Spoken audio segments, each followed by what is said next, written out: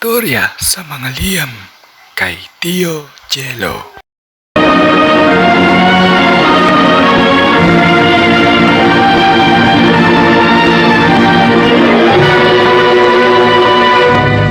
Ako ang inyong Tio Jello.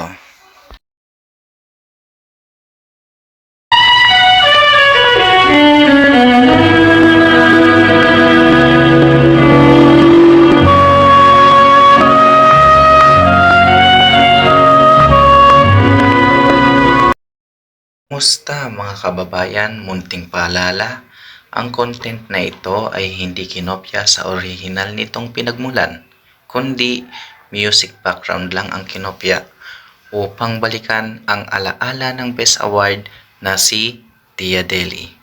Ako po ay tagabasa lang ng liham ng mga manunulat upang gawing content sa social media. Wala pong tao nagaganap sa mga kuro-kuro o haka-haka man, bagkos pagbasa lamang. Ito ang inyong Tio Jello.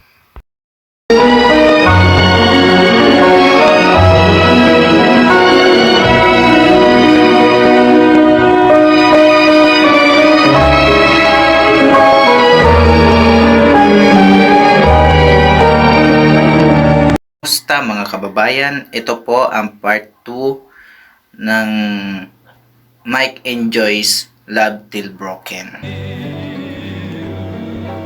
Sumagot ako ng oo.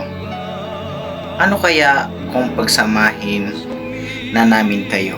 Ano ang masasabi mo? Wika ng kuya ni Joyce. Sumagot ako na pwede. Kayo po ang magdesisyon. Sumagot naman ang kanyang ate. Pagsamahin na yan kaysa sumagot-sagot sa akin ng babaeng ito sa akin. Parang mga tuwiran sa pagkikita niya ng lalaki na yan. Wika ng kanyang ate. Sumang-ayon ang kuya niya. Sige, magsama na lang kayo kaysa magkita-kita kayo at hindi na nag-aalala mga tao dito. Magsama na kayo hanggang ilabas ng ate niya ang mga gamit ni Joyce. Sumagot ang ate ni Joyce na, ikaw Mike, kaya mo lang panagutan itong kapatid ko. Sumagot ako na opo, mahal ko po si Joyce. At dumating ang alas 8:07 ng gabi na nagpasya na nga kami na magsama na kami ni Joyce. At ang huling sinabi ng kanyang ate, Mike, ingatan mo ang kapatid ko. Kung anong mangyari dyan, hahabulin ka namin. Yun nga, at natapos ang gabing umalis na kami ni Joyce. Dala ang mga gamit niya. At doon na nga kami ay nag-live-in partner. Taong Setyembre 19, taong 2020. At naging mabuti naman ang aming pagsasama. Sa loob ng isang buwan sa Baseco Port Area, Manila, sa bahay ni nanay.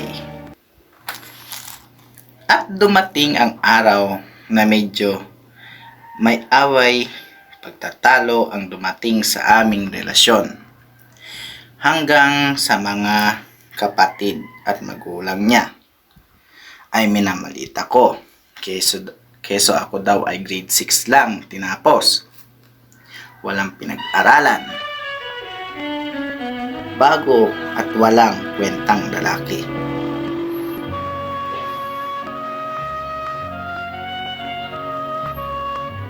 Wala nga daw akong pinag-aralan.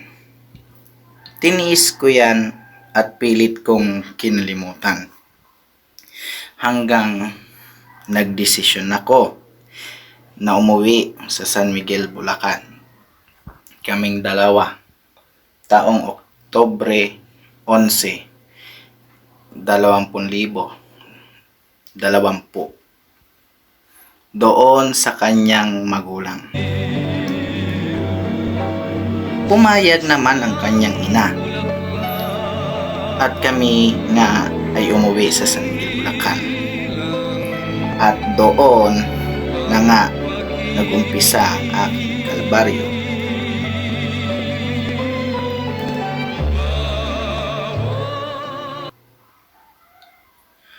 Lumipas ang ilang buwan at mga araw ay parang lumalabo ang aming relasyon. At doon ko na nakikita at nahuhuli si Joyce na meron siyang ka-chat o ka-contact sa messenger na mga lalaki.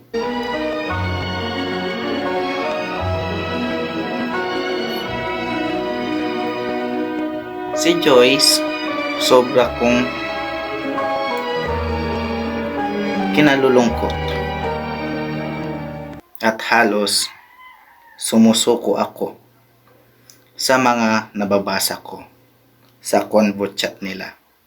Pero dahil sa lubos kong pagmamahal at sobrang mahal ko siya, kanya pinatawad ko siya ng 6 na beses dahil sa sobra ko siyang minahal.